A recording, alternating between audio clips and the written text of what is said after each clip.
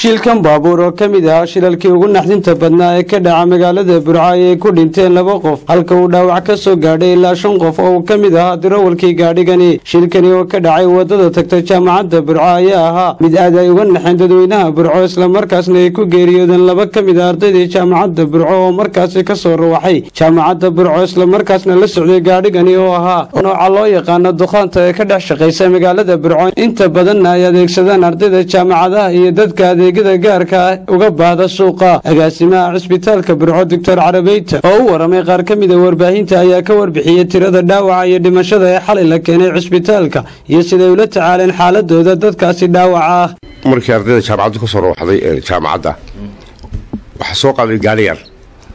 marka gaariga yari overcrowd no ahaa waxa saaran 6 arday iyo darawalka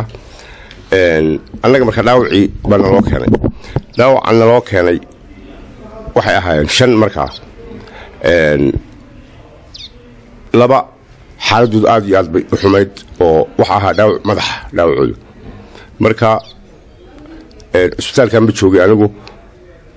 intaanaynu saace aanu nala joogin ama waxaan 20 minutes ahayn inaan ugu dhintay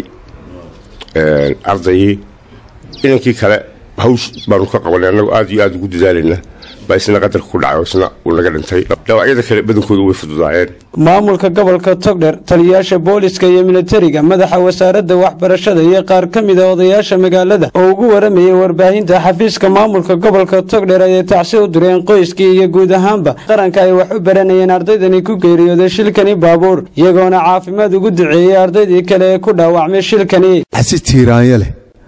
ugu diraya ardaydii jaamacadda Burco ka tirsanayd ee xalay ku dhimatay shilka gaadhi ee ka dhacay magaalada Burco Cabdiraxmaan Axmed Maxamed Daahir Cabdirashiid Axmed Doolaal labadaas marxuum way dhinteen waxaan leenahay Ilaahay ha u naxariisto Ilaahay naxariistii jannaha siiyo Ilaahay ma taqaana reerkii ay ka baxeen iyo ummadda reer Soomaaliland awal khayr qaba Allah ka siiyo kuwa ku dhaawacmayna Ilaahay ha u boogadhago Ilaahay caafimaad degdeg ah siiyo Ilaahayna ardaydaas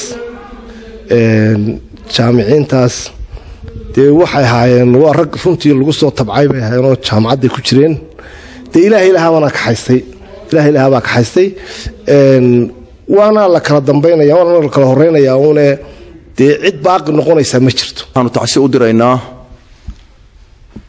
ardaydii ku geeriyootay xalata shilkii baabuur ee ka dhacay magaalada Burco ardaydaas oo ahayd ardaydii jaamacadda ehelka iyo qaraabada ay ka baxeen inamada ardayda ah ilaahay samariye ma ka siiyo awal khayr qabalkooda ugu bedelo kuwa dhaawacmayna in ilaahay caafimaad ka siiyo taasi siiraanyale baan u direynaa waxaan leenahay ilaahay naxariistii jannaha ka waraabiyo qoyskii iyo qaraabada ay ka baxeenna awal khayr qaba ilaahay ka siiyo halkan taasi uga direynaa anigoo ka wakiilo bahday waxbarashada labada inan ee ku geeriyooday shilka gaari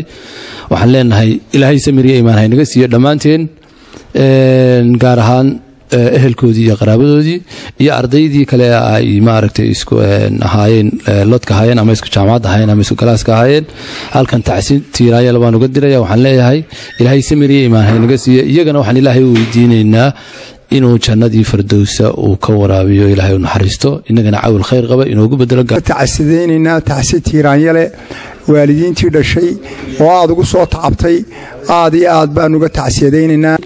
geesta kale kusimaha barasaabka gobolka Togdheer Maxamed Diiriye Xayd iyo taliyaha qaybta booliska gobolka Togdheer Axmed Maxamed Guutaale ayaa iyaguna go'aan ka soo saaray wadista baabuurta yaryar oo inta badan ay wadaan dhalinyaro aan mas'uuliyiin ahayn aan sidan sharciga wadista baabuurta waxaana digniino u direen bulshada reer Togdheer iyo wadayaasha baabuurkaba kale oo aan soo saarayna amar ah nin aan liisan lahayn oo imtixaan laga qaadin gaari uu wado Burco dhexdeeda inaan ka shaqeynin oo booliisku kantaroolo qofkan wuxuu wax ku wado cashuurtii dawladana laga nin aan imka liisan lahayn oo wax laga qaati jirin oo wuxuu ku shaqeynaya jirin ayaa baabuurtu wado dadka haligay oo mas'uuliyad qaadiye balaaran marka taana waxaan dadweynaha reer Burco sheegayaa ku diiday nabadgelyadu gobolku annagoo kaashanayna biliiska annagoo kaashanayna maxkamadaha annagoo kaashanayna xeer ilaalinta tallaabo adag ayaanu si degdeg ugu soo qaadaynaa dadweynahana waxaanu ka codsanaynaa iyo cuqaashu inay gacan buuxda nagu siiyaan oo aanay qofka bilaa sharciga ku socda aan caaqilha dhutana kaga dabayn khadar cabdirasaaq salebaan khadar hanad shabakada caalamiga ee Adwanaag News magaalada Burco.